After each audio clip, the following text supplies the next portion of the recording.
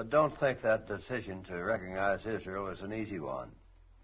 I had to make a compromise with the Arabs and divide Palestine. You tell us specifically that a lot of Jewish people were against you too? Oh, well, there were a lot of Jewish people against me because they wanted the whole of Palestine. As I say, they wanted to drive all the Arabs into the Tigris and Euphrates rivers. Roy Anderson was one of them. We had several other people in the country, even among the Jews, the Zionists particularly, who were against anything that was to be done if they couldn't have the whole of Palestine and everything handed to them on a silver plate so they wouldn't have to do anything. It couldn't be done. We had to take it in small doses. You can't move 5 or 6 million people out of a country and fill it up with 5 or 6 million more and expect both sets of them to be pleased. We had all sorts of objections to everything that was done. Something had to be done. We went ahead and done it and had it done, and now it's working out. Eventually, I think we'll have them all satisfied. But it's going to take a great deal of time yet to get the job done. But there's no doubt that within the occupied territories, Palestinian land, that there is a horrendous example of apartheid. The occupation of Palestinian land, the confiscation of that land that doesn't belong to Israel, the building of settlements on it, the colonization of that land, and then the connection of those isolated but multiple settlements, more than 200 of them, with each other by highways on which Palestinians can't travel, and quite often where Palestinians cannot even cross. So the persecution of the Palestinians now under the occupied territories is under the occupation forces is one of the worst examples of human rights deprivation that I know. And what is being done to the Palestinians now is horrendous in their own territory by the occupying powers, which is Israel. They've taken away all the basic human rights of the Palestinians, as was done in South Africa against the blacks. And I make it very plain in this book that the apartheid is not based on racism, as it was in South Africa, but it's based on the desire of a minority of Israelis to acquire land that belongs to the Palestinians and to retain that land, and then to exclude the Palestinians from their own property and subjugate them so that they can't arouse and demonstrate their disapproval of being robbed of their own property. That's what's happening in the West Bank. And the people in this country, in America, never know about this. They never discuss this. There's no debate about it. There's no criticism of Israel in this country. And in Israel, there is an intense debate about the issues in this book.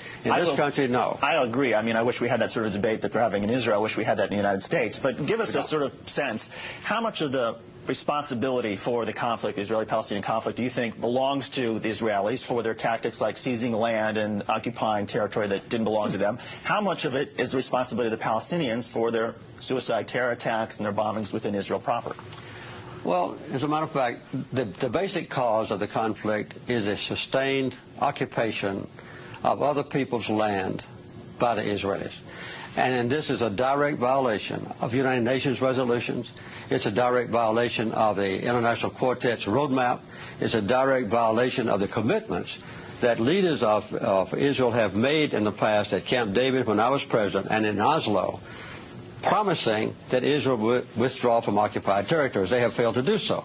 In response to that, and I'm not excusing them, there have been acts of violence. As a matter of fact, though, for instance, Menachem Begin, who I think was a hero at Camp David, but Begin had been what the world considered to be a terrorist. He was the head of an organization called Irgun, right, and they had deliberately set off a bomb in the King David Hotel that killed 96 innocent people who were just guests in the hotel. And put yourself in their shoes. Look at the world through their eyes. It is not fair that a Palestinian child cannot grow up in a state of their own.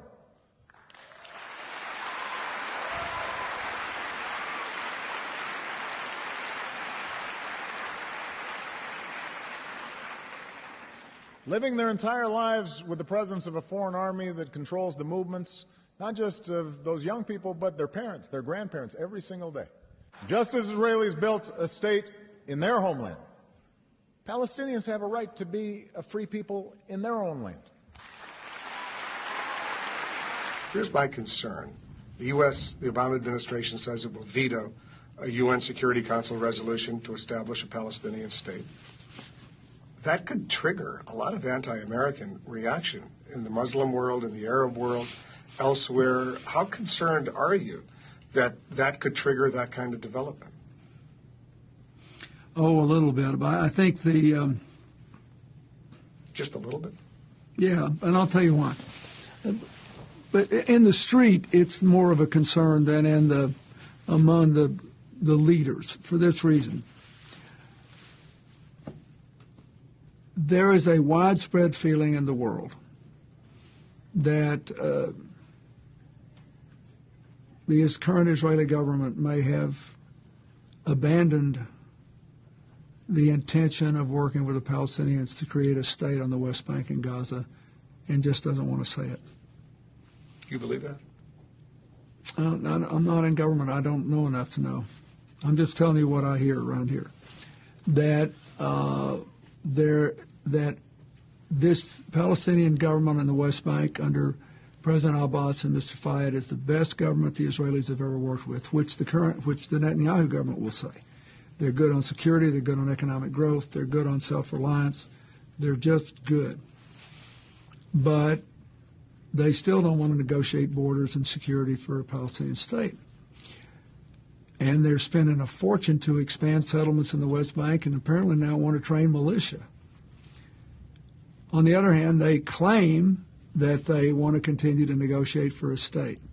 As long as that's possible, the United States, being the only country that Israel really does trust to be there for it under all conditions, will veto this resolution to keep the debate going, to keep open the possibility of peace. But it is a very difficult thing. The other countries understand this. But you know, everything Israel always said it wanted, they wanted their Arab neighbors to accept them. Now you've got the King of Saudi Arabia mobilizing every Arab country except Syria and Muslim countries as far away as Indonesia saying, give the Palestinians their state and we'll have a political, economic, and security partnership. No progress. Nothing happened. So it's an extremely difficult time. And what I'm more worried about is not somebody taking action against us. I think what we need to do is as soon as this is over, as soon as the Palestinians have had their say and said we did everything we were asking, this has not happened. And so they asked for this. And then we'll veto it.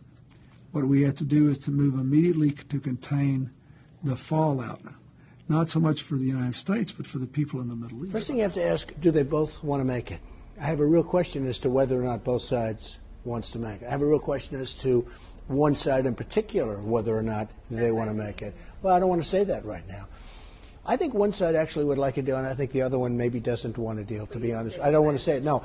Look, in my opinion, if Israel wants to make a deal, I think a deal could be made. I think it will be made at some point.